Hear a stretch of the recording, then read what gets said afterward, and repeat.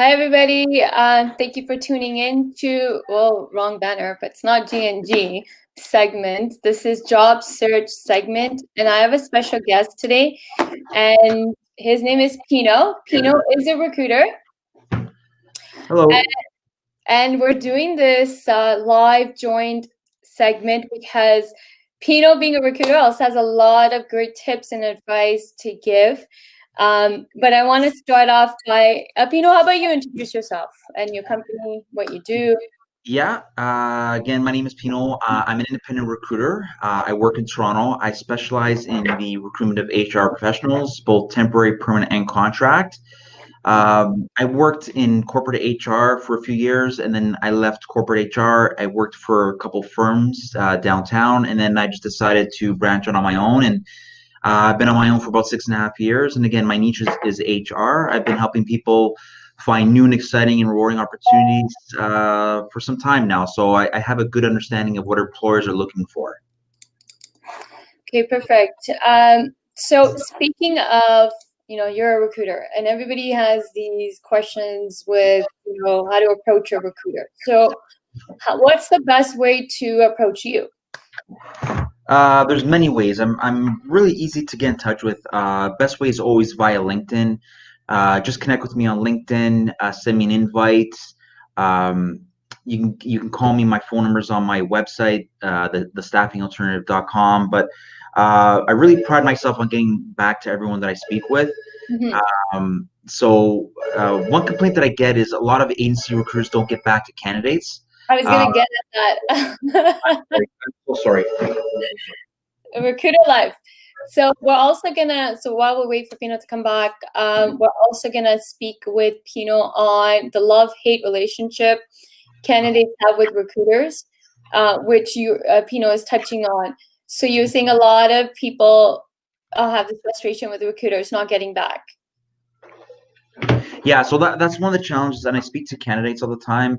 Gurpreet, is that one of the challenges that they don't hear back from the recruiter that they're working with, and that could be really finding work in itself is frustrating, and then working with a recruiter and them not calling you back or getting any feedback is really frustrating. So, so I understand that. I was once in those shoes too. So I really put a lot of effort in sharing feedback, any feedback that I get from the clients, and I share it with the candidate. It really makes a difference, and it really helps people. So, yeah, it's an unfortunate. A lot of candidates that I speak to, they just don't get that feedback, and it's frustrating, right? So yeah.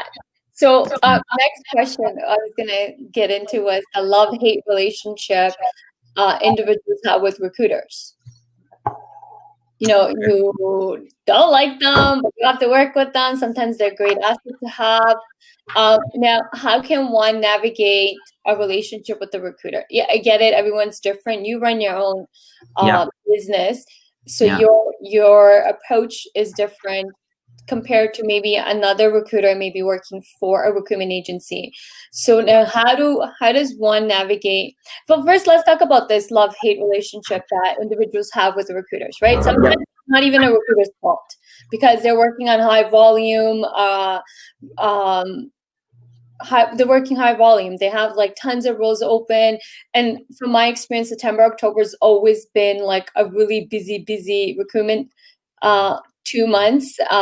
From what I've seen from people that I know in the recruitment industry, September, October has always been their busiest months, like crazy busy.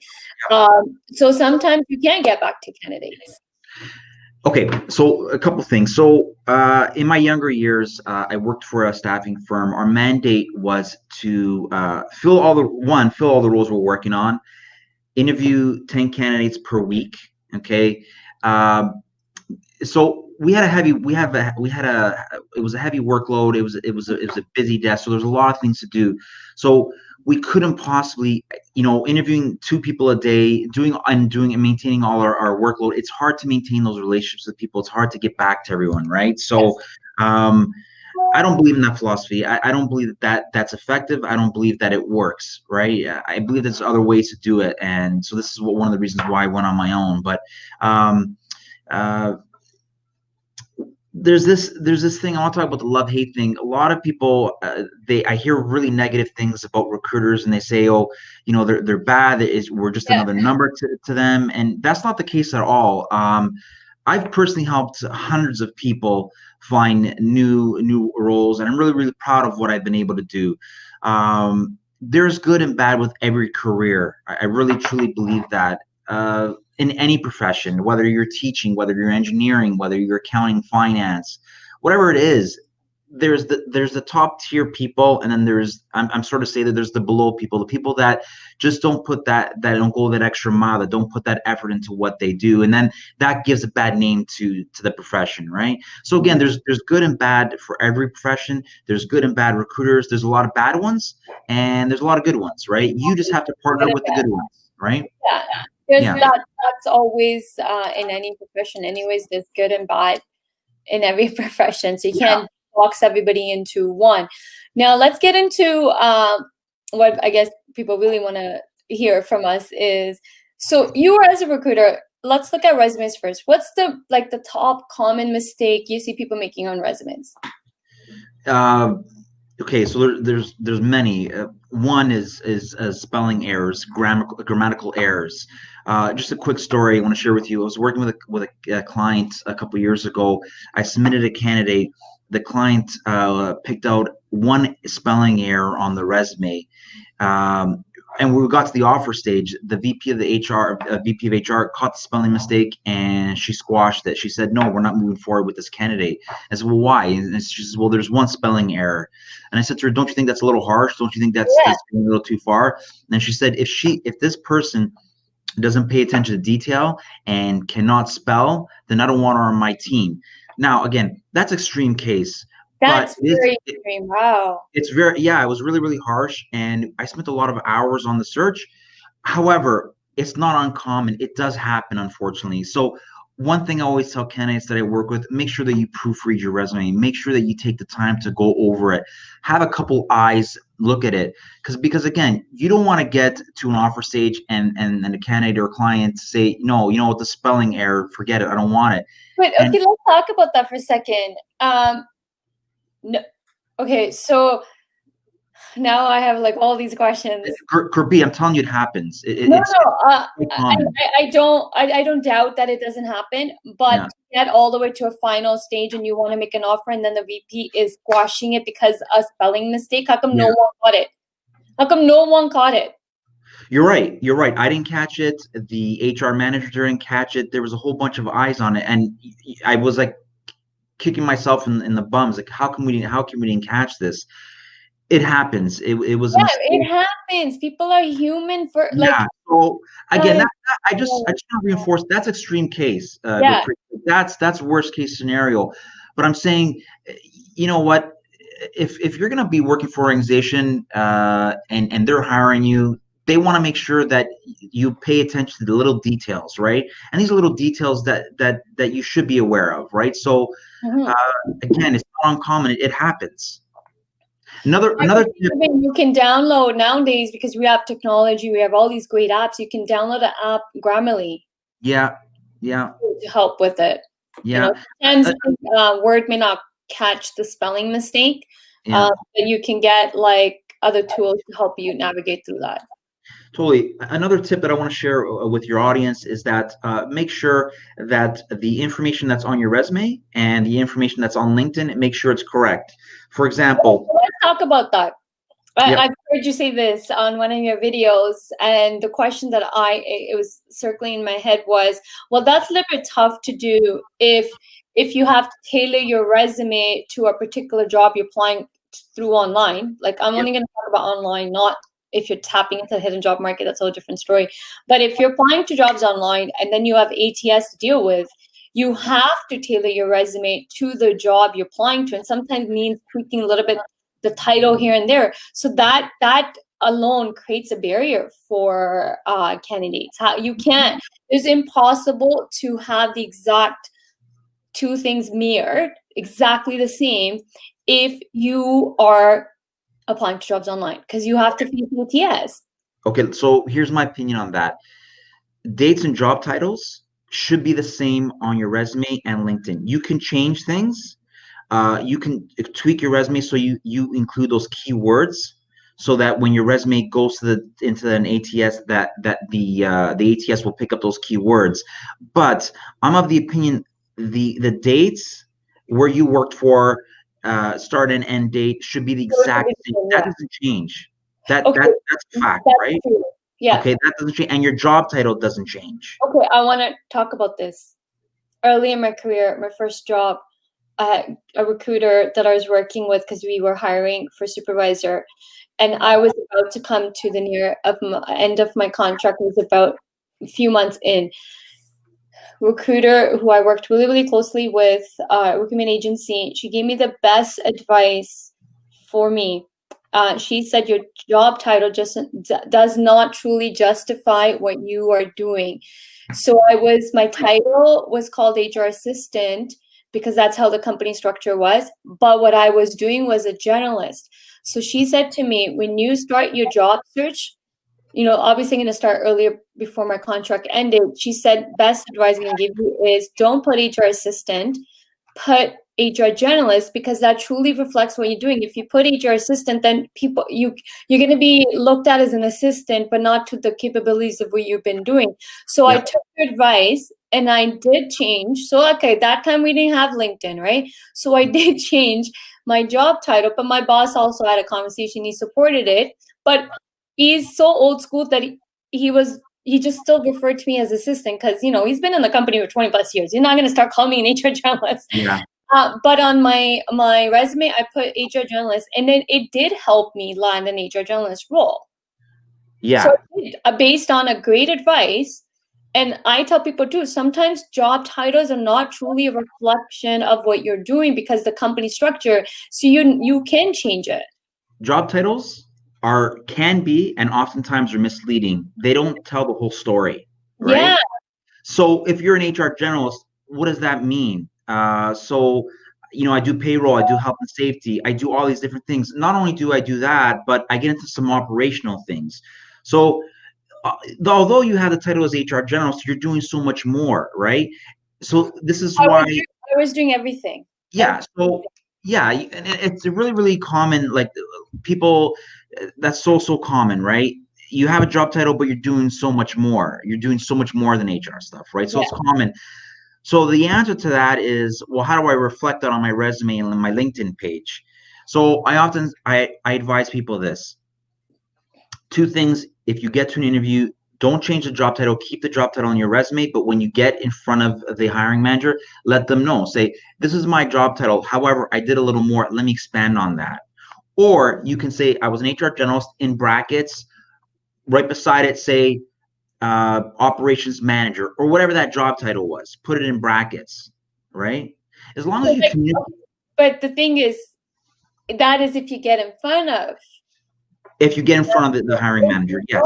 Right? Like, so the recruiter told me to get the HR journalist role, I should, because I was doing a journalist meeting. So let me clarify. HR assistant and a journalist, two different things, right? So what I was doing, I was running recruitment by myself. I was running health and safety by myself. I was sitting in production meetings, doing manpower with the team by myself without my manager.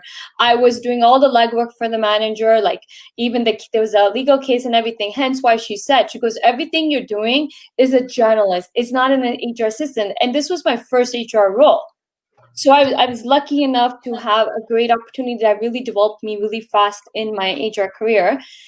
So I did take her advice, and my second job right after was a journalist role, which gave me more money. Yeah.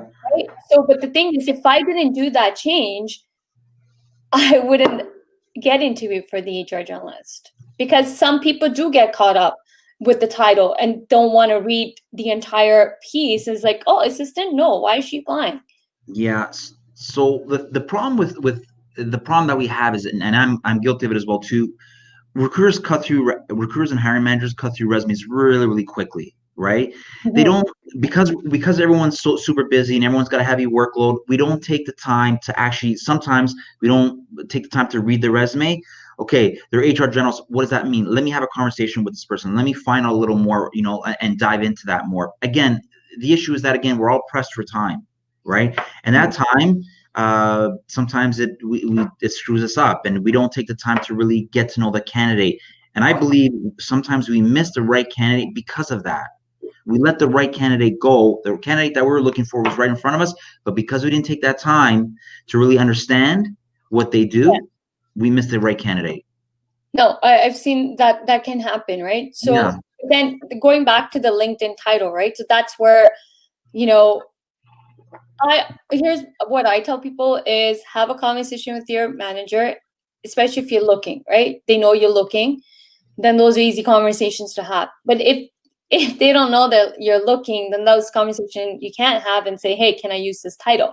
Yeah. Right? So it's because of LinkedIn, it's a little bit tricky. I tell candidates, hey, first thing, get in front of a hiring manager. Once you've gone in front of a hiring manager, you can explain your title and say, listen, internally, this is the company calling it, but Yeah. realistically, this is what I do. And that's why I'm writing this title because it reflects what I do. And which I don't think any hiring manager should have a problem with someone tweaking their title because realistically speaking, a lot of organizations have their weird own titles.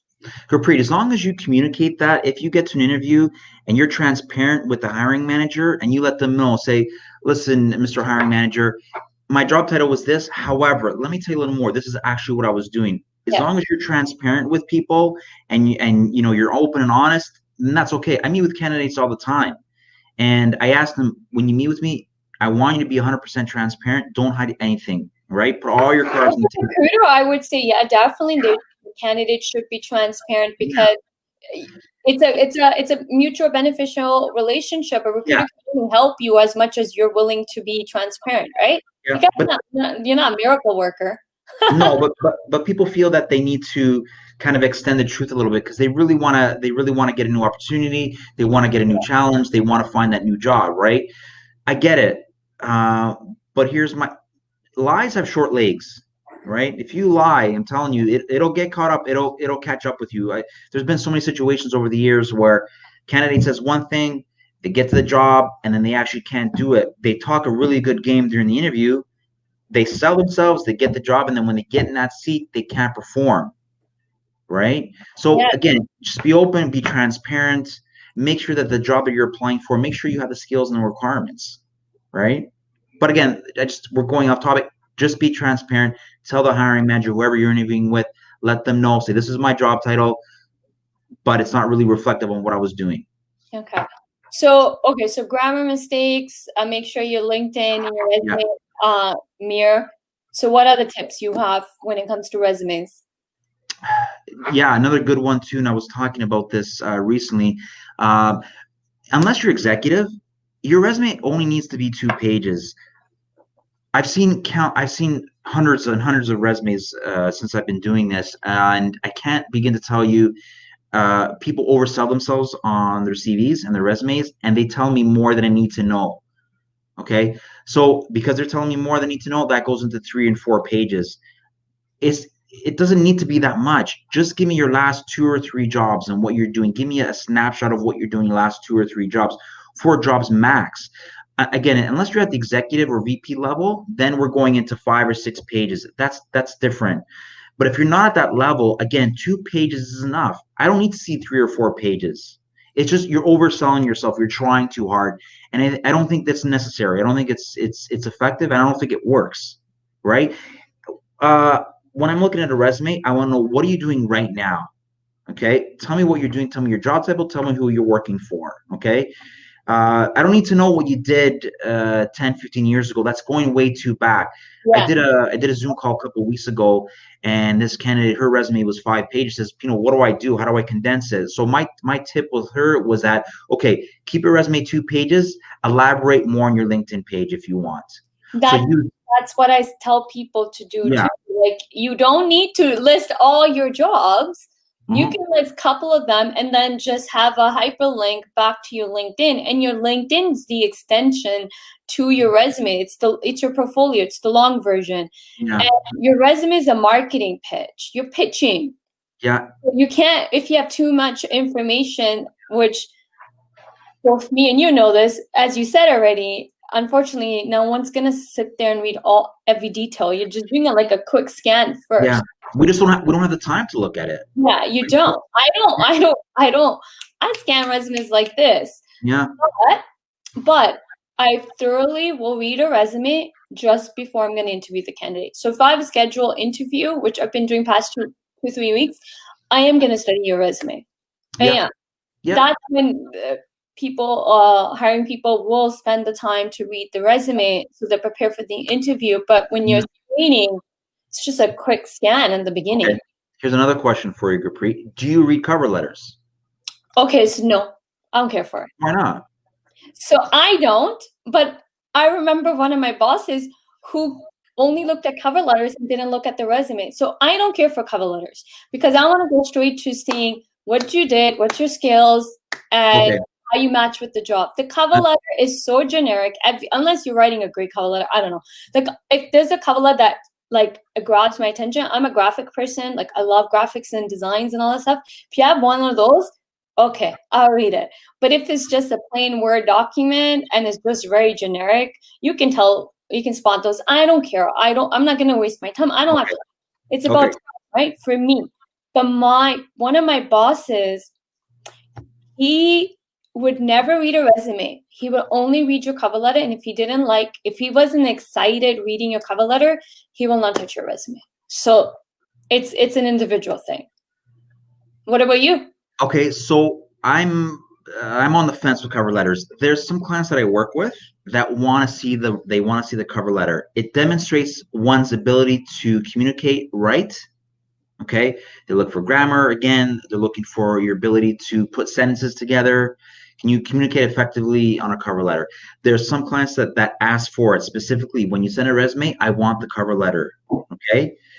There's other clients that I work with that say, I don't care for the cover letter. Just send me the resume. Okay. But none of my clients care for cover letters either. Okay. So here's the thing. Let's say there's two candidates. All things being equal, Gurpreet and Pino are applying for a job, right? We're at the final stage. The hiring manager says, I got to hire a recruitment director for my company. Gurpreet has a cover letter. Pino doesn't have a cover letter. We like them both. They're both great. They both fit the company culture. They have the skills we're looking for. Gurpreet took the time to write a cover letter. She gave me a little more. She took the time to give me some details. I would do more than that. I would put a pitch deck to get together. Okay. I see. This is a great example of what you're doing is when I'm telling people, even candidates or when I'm coaching, I tell every single person, it doesn't matter what do you think a hiring manager wants or needs. It's about you putting your best foot forward. Wait, I got to finish this. Okay. You cut me off. So Gurpreet and Pino are down to the final stage. We're going to make a decision. Hiring manager says, you know what? I'm going to go with Gurpreet. She wrote the cover letter. She gave me a little more. So I always tell people, yes, it's frustrating, the cover letter. Most people don't have time to read it, but you do it anyways. Yeah. Right? So you write it. Mm-hmm. Again, a lot of companies, they admit to it. They tell me, Pino, I didn't read the cover letter. Why not? I don't have the time. No one has the time. No one has time. Here's the interesting thing is when I was in the corporate world and now I'm running my own business, both times, none of my hiring managers ever said that. And you know what? I would never let my hiring manager make such a dismissive comment for a candidate like, oh, I'm going to go with this one because they had a cover letter. That's stupid. That's actually very dumb excuse. Why is it dumb? Why? Because if you didn't read it, why are we making candidates jump through hoops? If you didn't read it, well, who cares? Because it's so competitive, Gurpreet. It's so competitive. That's why. That's the thing, right? I'm not giving cover letters to my hiring managers. I only give resumes. I'm sure there's a client that you work with that asks for a cover letter. I'm sure. But that's my job to navigate that, right? That's my responsibility to educate my clients on this stuff doesn't matter. You got to look at what they bring to the table and how you're going to benefit from them. Their capability is more important on these little nitty-gritty things that we make candidates jump through hoops. I had the same exact conversation last year with a client who wanted to, in the interview, I'm going to ask the candidate if they brought their resume. I'll go, why? Because they should bring it. I'll go, why? Didn't I give you one? Here's a printed one. I'm giving it to you. I just want to test the candidate. I go, why are we testing candidates? I'm giving you the resume. I printed for you. You don't need to test the candidates. I don't like biases. I hate stupid recruitment processes that make candidates jump through hoops, because our job isn't to make them test candidates. Our job isn't to make them jump through hoops. Our job is to find the right talent that is needed to take the company or the department to the next level. A candidate should always bring a resume to an interview. They should always bring it. I don't bring it when I was a job seeker. I'm sorry. If No. you, as an HR person, can't print my resume, I'm not working. Okay, I'll share an experience with you. So I'm the opposite. No, if I don't have my resume printed, that means you don't value my time. Therefore, to me, I tell candidates, listen, you should take your resume, but I would never expect a candidate to bring a resume because I have it. I have the ability to print it. Let me jump in. What if the hiring manager? By the way, what's that? I'm like, this is a really great conversation. By the way, what if the hiring manager that morning, the hiring manager's printer breaks? Because we all know printers break down. I print it for my hiring managers. I print it. I give them copies. But you physically go there and bring the? Yeah. Okay, I don't physically. So this is when I'm on site. So when I'm my role is different. I work with clients off and on site. So if I'm doing recruitment, I'm on their site. So the candidate can get the good experience. Okay. For them. That's different. I'm not on site. But I don't go on site. But even now, right? Like I'm not printing resumes, but I tell them, you have a copy, open it up. No, I don't believe in. No, I disagree. I disagree with you. Well, that's fine. We have different opinions, but I don't believe that you should ask candidates for a copy because they already gave you a copy, right? They applied to the job. How hard is it, man? We got smartphones. How hard is it to pull up the resume? Your printer broke. I'm paperless. I don't actually believe in printing and killing the trees. That's fine. If my managers are old school, they want a hard copy, no problem. I give it to them. But also, your printer broke. We live in technology world. That's not an excuse. Go on your phone and pull it out. No, I educate my hiring managers, and I'm grateful that in the 15 plus years of my career in HR space, none of my managers ever, once I've had a good, obviously I'm not aggressive. I'm like, hey, let's do this. And if you don't have a copy, I'll give you a copy, but let's not test candidates. Like, they're already nervous. They're already scared coming into the interviews. Picture yourself being a candidate. Let's stop testing candidates. So I've been blessed that my clients, but it is a test. When you go for an interview, it's a test. The test should be about your abilities to perform the role, but not these little gimmick games that old school people have been playing for years. People don't have time. The millennials don't have time for this BS. Generation Z, they don't have time for this. And companies are losing out on great talent by doing these little gimmicks. You got to change with the times, right? You got to change with the times. You got to pivot. If COVID happened and companies had to pivot, transformations happening for months now. And that's the exact transformation that should have happened in recruitment many, many, many years ago. But again, it comes down to who's navigating the recruitment process. If you think let's test a candidate is good, then by all means. But I don't have these practices. I've never in 15 years had these practice. I don't believe in this practice. I think they're not best practice to have in recruitment. Let's test a candidate to bring a resume. And honestly, if you can print as a candidate, I can tell you, if you didn't print my resume, I'm not interested in working for your company.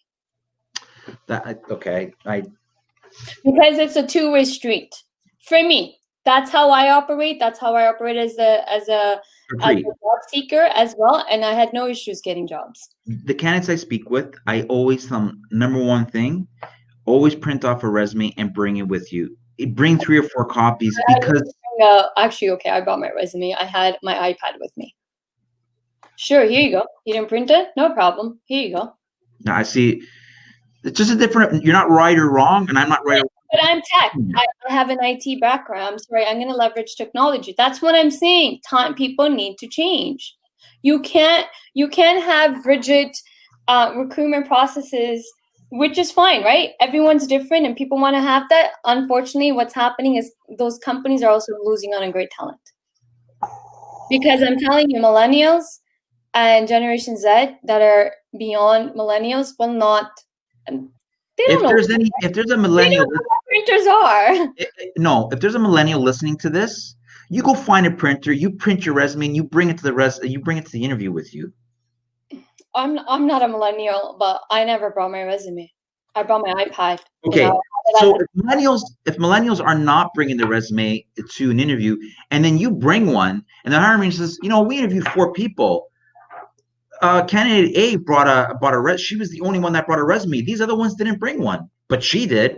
Wow, she took but then that's my job as an HR person to navigate those and say, well, that's not a reason to discriminate, discredit a candidate. Let's look at the actual interviews. What you like, who cares if they didn't bring? I had a candidate, okay, I didn't like the fact that she was wearing jeans. The hiring manager had no issues. He's like, I don't care.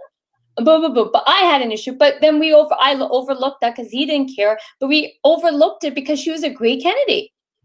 But that the human aspect into recruitment. But that goes to the company culture. Maybe they wear jeans at that company, right? It's a manufacturing, so they did. Okay, so that's a casual environment. That's manufacturing. Jeans are allowed. That's fine, right? And that's your job as I'm sorry? Not in the office environment. It wasn't. So in the plant, you can wear jeans, but in the office, people didn't wear jeans. Okay. I had a candidate years ago. She was wearing perfume in an interview. And I told her it is a scent-free environment. Do not wear perfume. All right. A lot of environments now are scent-free environments where they encourage you not. She just wore it. I told her not to. She wore it. Maybe it was she has a daily routine habit, right? Yeah. Listen. Thought about it. I think that if you're trying to get the job, and it's so competitive now, it's so competitive. Anything that you can do to help you win the case or win your audience, you do it. Bring your resume. Dress to impress. To win the audience than these little gimmicks that companies play. There's another way to win it is, right after the interview, you don't have to send a thank you letter. You can actually do a little pitch deck that highlights, well, here's the department problems you told me you guys are facing. Here's a couple of recommendation solutions, and here's what I would do. And here, let's talk. There's another way. There's tons of ways these days. But I think old school people still trying to test candidates, which are not best practices to test candidates. And we shouldn't. I'm sorry, but if the candidate has sent a resume, do your job and print it. It's your job too, to print the damn resume. So if we're going to test candidate, the candidate can test you, be like, wait, you couldn't take 2 minutes to print my resume? Well, what does that tell me about your organization?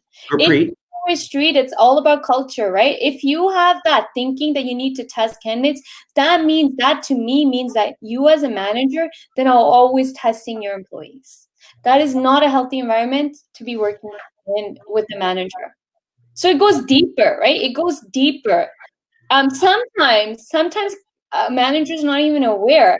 So like one of my managers, I'm like, no, don't do that. That's not nice. Here's why, blah, blah. He's like, oh, I never thought of it that way. He goes, thank you. And he never did it. Sometimes sometimes you just need to have those conversations. Every time I had a conversation with managers on best practices, they got it. They're like, you're right. We need to change. We need to do things this way. And no one ever said, no, I'm going to test, because they should be no. So again, it comes down to who you are as an HR professional, and if you think candidates need to be on their A game and it's so competitive and they need to jump through hoops, then that's you. Or you can be a human person and act human and be like, why? Like they did their part. They sent the resume. How hard is to print it? How hard is to print it? Okay. Right? So human, right? You gotta, hence why this whole movement's been going on for years about humanizing recruitment, humanizing workplaces. People are tired of being treated. So let me take a step back. Candidate experience, which is a hot topic now. Candidate experience. Well, you gotta take the candidate on a journey too. So when you are recruiting and you're making them jump through hoops, that's a negative experience. Also impacts your employer brand. Also talks about your culture. Would you make your customers jump through hoops to buy your product? And if the answer is no, then why are you doing it to the candidate? You should have a great candidate experience. One company that does this really well that I came across many years ago because they're trying to recruit me for a role was Capital One. Capital One Group. I was blown away. So the VP reached out to me, was trying to recruit me for a role in their organization. I was blown away on how they treat the candidate. Like, I was like, okay, I'll look into the role. He did a call with me, walked me through the role. Like, this is like, they reached out to me. So fine, he explained the role and everything. He explained a lot of details. Then he sent me this whole package of the company, the HR department, and some best practices to help me if I wanted to move forward. And he's going to set up an interview. Then all the type of questions I'm going to get asked and how to prep. It was an amazing experience. Yeah, I didn't end up going for it because then I started my own business. But I was really blown away the time and effort that was put in to helping the candidates be successful in the interview. They went above and beyond. They're all going above and beyond. So their package to the candidate is also giving them videos on how to answer interview questions, how to prepare for the interview. That is a great, great organization that one would want to work for because look what they're already doing for a candidate. I was blown away. I wish I took screenshots and saved it. But because I had that great experience, that's what I tell my clients. Hey, I had such a great experience. Candidates remember bad experience and good experience. So if a company decides to build a candidate experience and they bring them on a journey, guess what? Even if you didn't hire them, they're going to rave about you. And that is building your employer brand.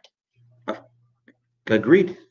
You're building a brand by having raving fans. So up to you as a company to make that change, or you still want to do things old school way and you want to test candidates, then that to me is you have a toxic work environment. So me as a candidate, that's my attitude. I'm sorry, but I'm also bringing something to the table. But if you feel the need to test me, then you're not the organization for me. I'm not desperate to get a job either. I need, like, of course, I want a job, right? But that's what I have been doing as an HR person. I put myself in the candidate's shoe. Would I like someone doing this to me? If the answer is no, then I'm not doing it to the candidate. Gurpreet, it shows that you're prepared. It shows that you're engaged. It shows that you're interested in the role. So I encourage all my candidates to bring a copy of their resume. That's it. Yeah, is it jumping through? You're doing your job, right? You're doing your job. I'm just saying, I'm not a recruiter. I'm working in the companies, right? Like, before I started running my business, even inside corporate, I did not. Okay, so if I expect the candidate to dress up for the interview, I dressed up for the interview. I would be wearing a blazer, suit, everything, because that's how I want the candidate to dress. I'm going to do the same thing. I'm going to give them the same treatment because I want that. Then I should be doing it. This is my practice. This is my practice. I will be prepared for the interview. I would never let the candidate sit in the lobby for 10, 20, 30 minutes, whereas some people have because, got caught up or they're too busy. So let the candidate wait because candidate needs a job. So do you. You need a candidate. No. My practice in the corporate world has always been, and this is what I bring in on my consulting, same thing. You should treat the candidate just like how you want to be treated. Because let's not forget, we were also one time a candidate, right? So this is my practice. When I was an HR journalist, HR manager, if I'm interviewing a candidate, I'm prepared. I will print the resume. I will print it for my hiring manager. If we're doing a panel, I remember 2 years ago, I had a client, we did this whole panel interview for this big role. I created the interview questions for all managers, direct CEO, everybody. I printed all the resumes. I created the kit for all of them. So they were prepared before going in the interview. And no, they did not have the expectation the candidate should have their resume. They actually didn't even ask the candidate, do you have your resume? Because they came prepared. So then these things don't matter. When you are prepared, you've read the resume, you are prepared, you don't care if the candidate brought the resume or not, because that is not your worry. That's, you want to get to know the candidate to see if this will, if this is a good fit here. Can the candidate do what you wanted to do? None of my managers, I'm grateful that none of my managers ever felt the need to test a candidate by, hey, did you bring a resume? Okay. But sure, you as a recruiter, you are representing the candidate and the company. This is a different experience, right? You are going to tell the candidate to put the best foot forward because they're also a reflection of you. I'm gonna coach the candidates that I work with that you need to do everything you can. These little details will help you. And I'm only telling them this because I've been doing this for years, and I know these little details, these attention to details, they go a long way. And these are just basic things that one should be doing. Again, this is what's worked for me, and this is what I feel it works best. Right? That's what I'm saying. You are giving, you're not wrong. I'm not wrong. No, yeah. Perspective, and you work in a different industry. I work inside and you work out. Again, I always tell candidates, put your best foot forward, right? Like, you got to put your best foot forward. It's not, but I'm just saying, as me, if I'm on the other side of the table from the candidate, which I am, I never ask the candidate, can I have a copy of your resume? Did you bring a copy of your resume? No. That's me. And I tell my hiring manager the same thing. Don't ask for a copy of a resume. Here it is. I tell my managers not to ask. Okay, let's go on to the next topic. Next topic. Let's talk about two things I want to talk about. And I made a video today about it. The benefits of having a LinkedIn profile picture. Mm-hmm. Is there advantages or disadvantages to that? Should you have one or should you not have one? What I didn't watch your video, so what do you think? I did a video this morning, and I can hopefully post it this afternoon. But there was a candidate that asked me, she didn't have a LinkedIn profile picture, and I said to her, "Why don't you have one?" She goes, "I don't feel like it makes a difference." I says, "No, as a matter of fact, it does, and studies have proven that employers are more likely to engage with a profile on LinkedIn if they have a picture." Yeah. Right. They've done studies on this. There's facts to support that. I agree. Right. Also, too, it helps people remember who you are.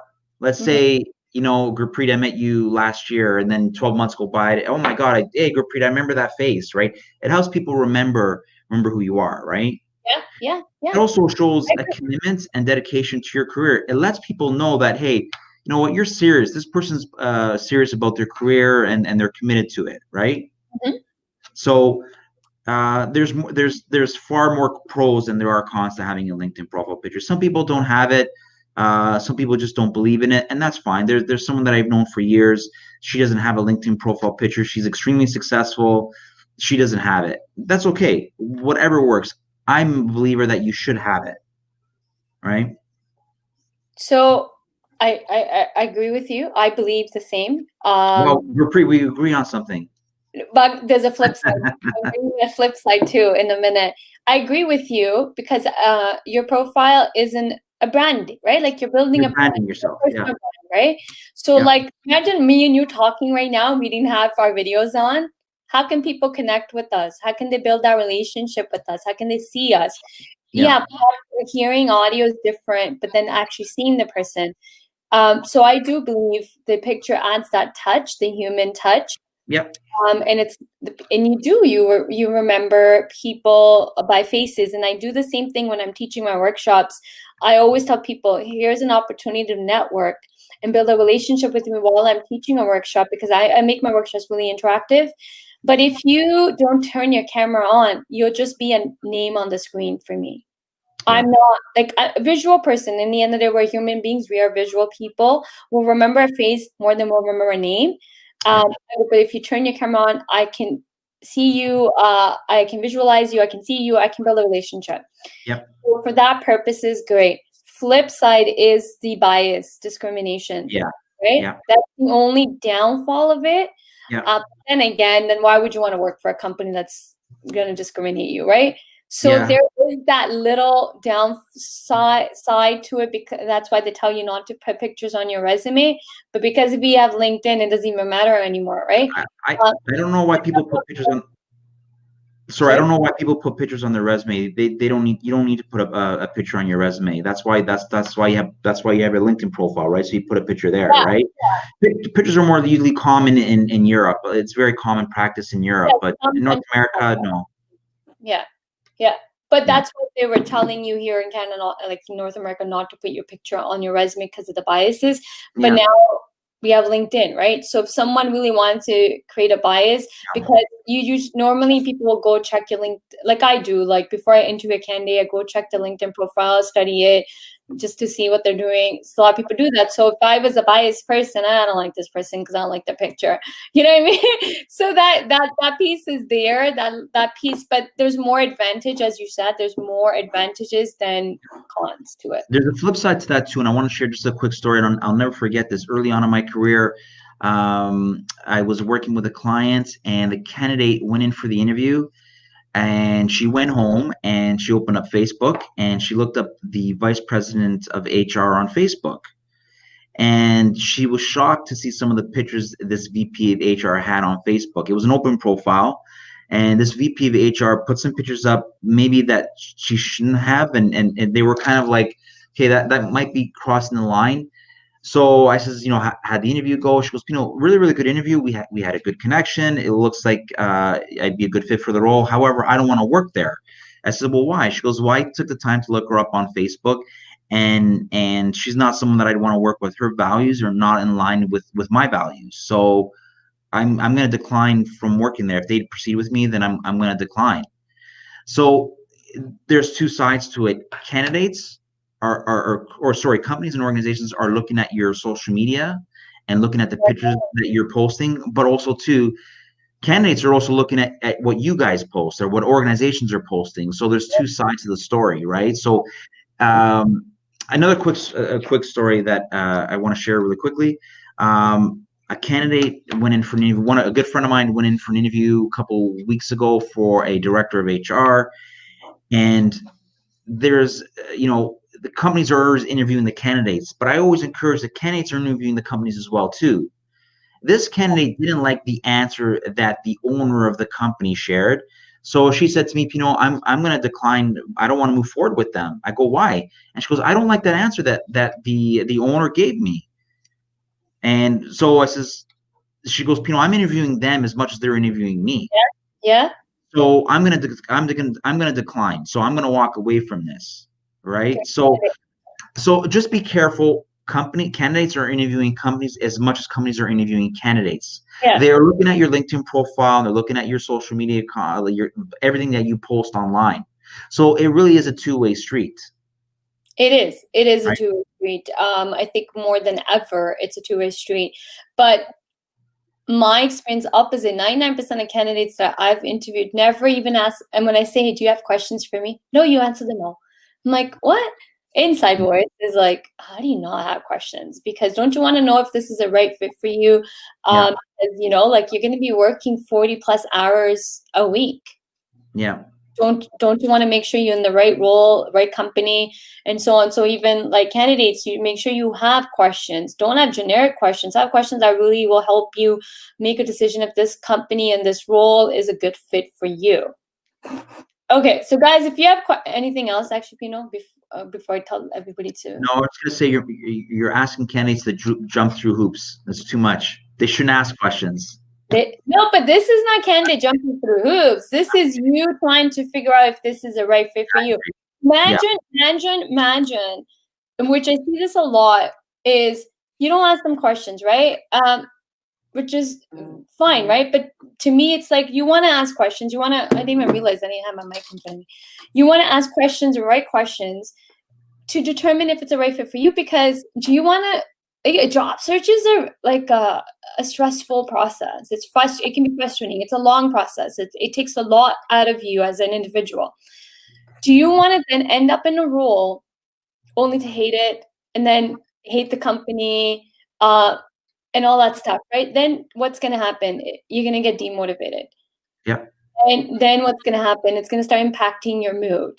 And you're going to start getting frustrated. Then what's going to happen is it's going to drain you. You probably don't want to come to work. You're going to start calling in sick, right? All this stuff is going to start happening. And then you're like, shoot, I need to go find another job because it's not what I want. Then you're going to start your whole job search process. Of course. So why not ask questions to minimize that risk of ending up in the wrong company or wrong role? Right. I'm not saying that you're always going to have like 100% guarantee that you ask questions, but at least you're minimizing those risks of being in a wrong role or wrong company. Well, yeah, I agree. And the questions that you ask determine whether you're the right fit for them. It's a two-way street. You're getting into a partnership with this company that you're going to potentially join. So you want to make sure that you ask the questions, make sure it's the right fit for you, right? There's a good question that someone posted, and I'm just reading it. And he writes, just bear with me here. He writes, I'm in banking, but I want to get into HR. How can a banker become HR professional or recruiter? Okay, that's a good question. Can you transition from one career to the next? Right. So again, in this gentleman's case, he's working in banking. He wants to get into HR. Yeah. Yes, you can. However, have you worked with candidates in transition from a different industry coming into HR? I'm sorry. The phone just cut out. Sorry. Have you worked with candidates and helped them transition, like coming from a different industry to HR roles? Okay, so to be transparent, it's a little harder because the clients that I work with, when a company calls me or I engage with an organization, these are the things that they're looking for. They're not going to call me and say, "Hey, Pino, you know what? I'm looking for someone who wants to transition into it." Right? And of all the years that I've been doing it, it's really, really rare. It's rare. So they won't come. They're going to come to me and say, "I want 3 to 5 years experience. I need 7 to 10 years experience. Give me exactly what I'm looking for. Don't give me someone who wants to get into it." Now, can it be done? Can someone that's working in a different industry do it? Yes. I spoke to a teacher last week that wants to get out of teaching and wants to get into HR. So as long as you have the transferable skills, yes, it can be done. So in this situation, she was a teacher. Training would be a great way to get into HR because she's delivering content, she's delivering a message, she's delivering things that she wrote. So training would be a great way to get into HR. So can it be done? Yes, as long as you have the transferable skills. Okay. And someone has to give you the opportunity and say, yes, I'm willing to spend time and give this person a chance. So long answer, yes, it can be done. There'll be challenges with it though. Yeah, definitely challenging. But how would you, in your opinion, what's your best advice based on your experience as a recruiter? How can one show that on the resume? Because the toughness is always showing it on a resume that you have that transferable skills. Yeah. So again, I encourage people, don't stretch the truth. Put your experience on your resume, right? Try and find transferable skills. So look at the job description, look at your resume, try and find keywords that you can match from the job description to your resume, right? Yeah. But don't force it. Only do it if you can. Like a lot of people, again, this is why people put 3 or 4 or 5 pages on the resume. They don't need to, right? Because they're trying so hard to get that job. But again, just find keywords on your resume that are transferable, right? So if let's say you're a banker, you're client facing. HR does a lot of client facing as well too. So maybe that's a transferable skill. The number one thing though is not what you know, it's who you know, right? So and that's why I go back to networking. You got to put your foot on the gas and make sure that you're networking with people in the industry you want to work in. right? So that gentleman's working in banking. He's wants to work into HR. Make those connections in HR. Before a quick story about me. I didn't have any experience working in HR or recruitment. Someone was able to give me a chance because I had the ability to network with people. I was always branding myself. I was always constantly networking. A long time ago, I think through an HR role you were recruiting for. I'm sorry, say that again. You what? Well, that's how I met you. You were Yeah, recruiting for a role like yeah, many years ago. yeah, A long time, and then yeah. we connected. See, Just now look at where we are, both of us running our own businesses. right? So a good friend of mine, I got into corporate HR. I had never worked in HR. I hadn't even thought about it, but someone gave me a chance. I networked with the right people. I begged her to give me this job, and she gave me a chance. I just said I just need a foot in the door, and I promise you I won't drop the ball. And I worked my tail off, and it was because of her and that experience that led me to where I was. And I didn't have HR experience, but again, I networked. Um, I just engaged in conversation. I begged a little bit, and she gave me a chance, and here I am. So What I was gonna say, when you're looking to transition and transfer careers from one industry to another, the biggest bet is to start networking. So yeah, that will give you a chance, because if you're just gonna rely on online job searching when you're transitioning, you're gonna hit the ATS barrier. Like no one's gonna give you, like, ATS is not even gonna pick it up, right? no, It's the best thing to do is to get to know people, become friends with people in the industry that you want to get into, the yeah, profession you get into. So someone sees the capabilities in you that they're willing to give you the chance, yeah. Okay. right? Acres are a little bit of a I hired someone to come work with me. mhm. She never worked in recruitment. I just saw her ability. I just saw something in her. I believed in her, right? And I gave her a chance, right? So there are people out there that are willing to take chances on people. So you know, but again, if you don't network and if you don't knock on that door's never going to open, No, right? yeah, So knock on doors, engage in conversation, network with people in the industry you want to work in, yeah. right? Someone will give you a chance somewhere. But again, if opportunity doesn't knock, build a door. I love that quote. You're bang on, spot on with that. Like a lot of times, and I guess because both of us run our own businesses and we're entrepreneurs, that we know this better than anybody, that hey, like, not opportunity's not going to come knocking on your door. You're going to have to go get those opportunities Yeah, and those opportunities. And I think a lot of candidates don't understand the same aspect, that opportunities can be created. I've seen hiring managers on the spot create an opportunity because a great candidate was staring right there in the interview, but yeah, they weren't the right fit for the role they were being interviewed. But because they had such great set skills, that they realized, wait, we're lacking here, and this person can fill that need. Boom, let's hire this person for this role. I've seen this happen so many times with my clients, where they've actually created a role because they liked the candidate, and the skill was needed and they were lacking. But I work with smaller businesses, small medium-sized businesses, so they're on the go, go, go, go, go, go, go, right? And they're always reactive. So when they need something, that's when that's okay. We need this role filled. Okay, yeah. But when the interviewing candidates, that sometimes when the right candidate is staying at you, that roles can be created. So I had a candidate who, like, speaking on your story, like, opportunities can come, and when you see someone that has an ability. So I was interviewing someone last year for a client, and she had the exact experience the candidate was looking for, but she was so nervous when I was interviewing her because she was a newcomer to yeah, Canada. yeah, Uh, Her industry experience was definitely in line, and there was a shortage of that experience here, but she yep, had it from a different country. So she's so nervous.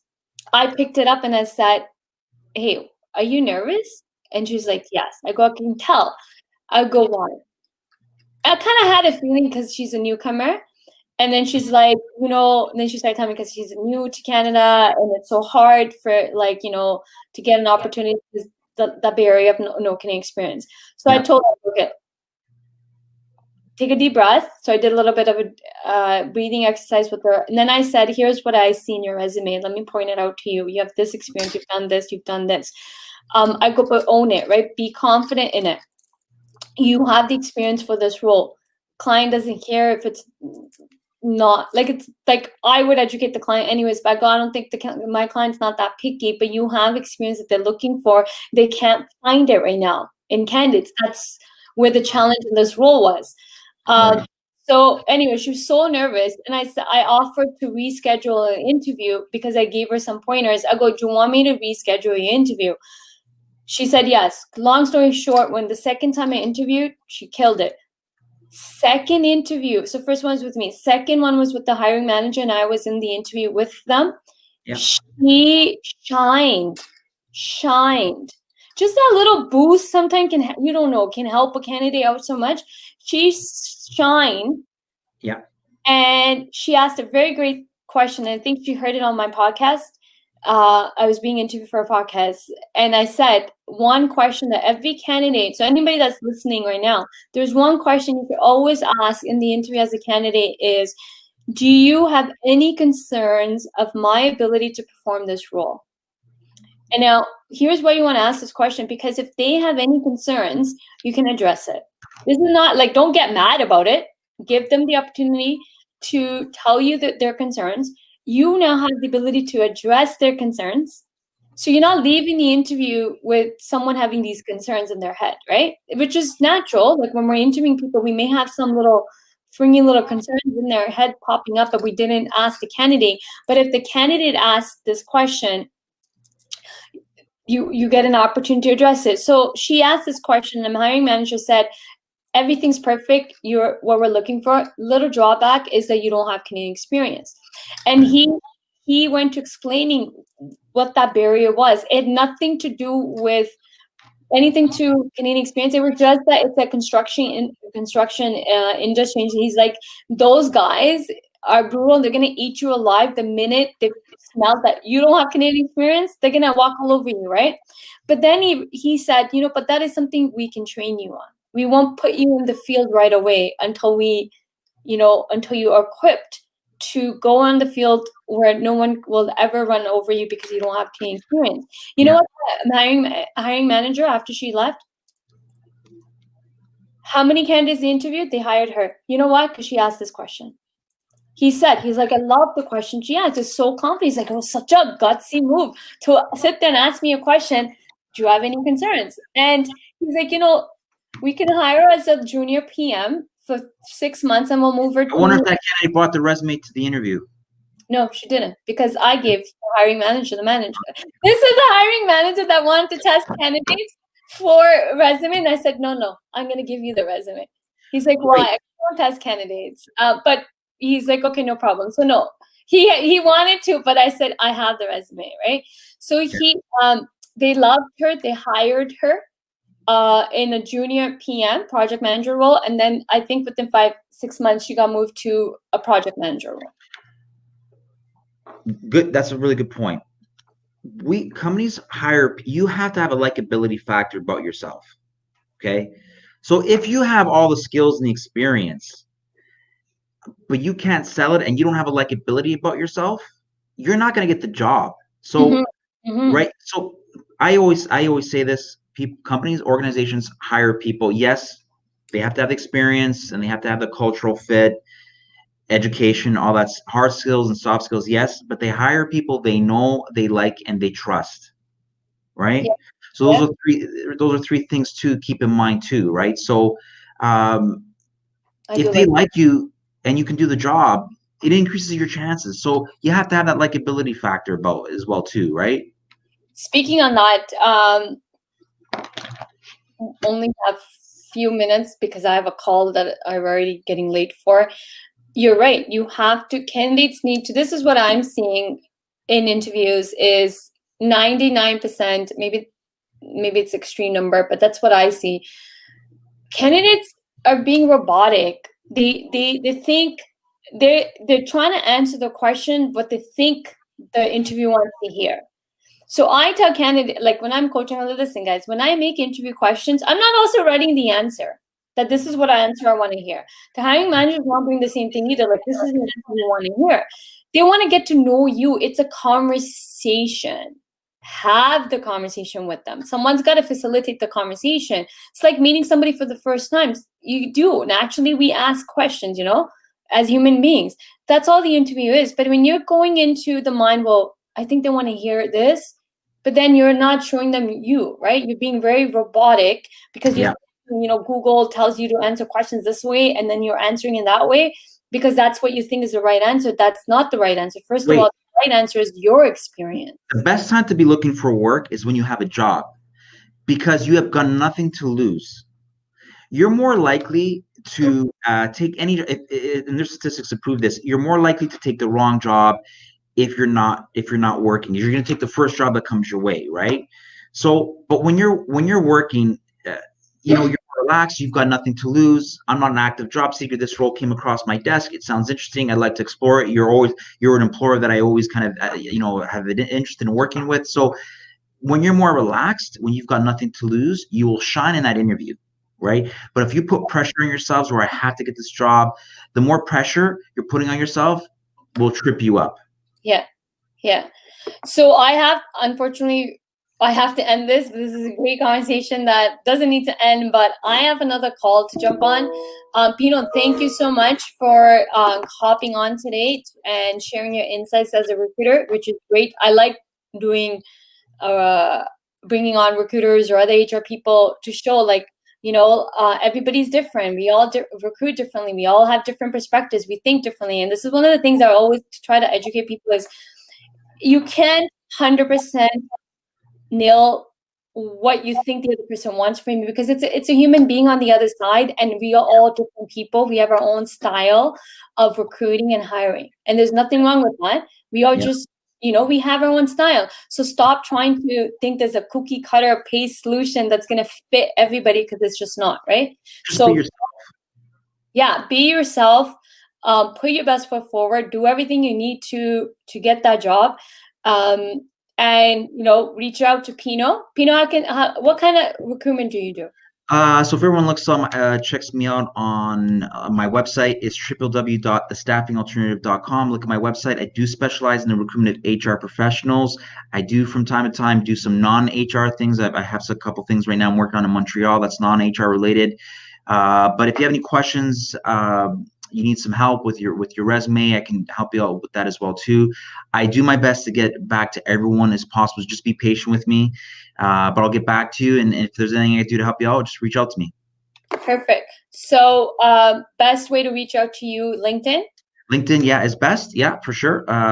Message me through LinkedIn, send me an invite, and I'll accept you, and we could chat there. Okay, perfect. So any HR people that are listening to this, reach out to Pino if you're looking for a role, a job opportunity. Yeah. And anybody else that may need some insights on recruitment or resume help, feel free to reach out to Pino as well. Thank you, everybody, for tuning in. I'll be back probably next week, and my boot camp starts tomorrow. So there's only a few more spots left. If you really want to be in it, DM me. It's a complete job search solution. So just DM me, and I'm happy to share that information. Thank you so much, Pino, for coming on. Everybody have a great weekend. See you. Bye. That was fun. We'll do it again.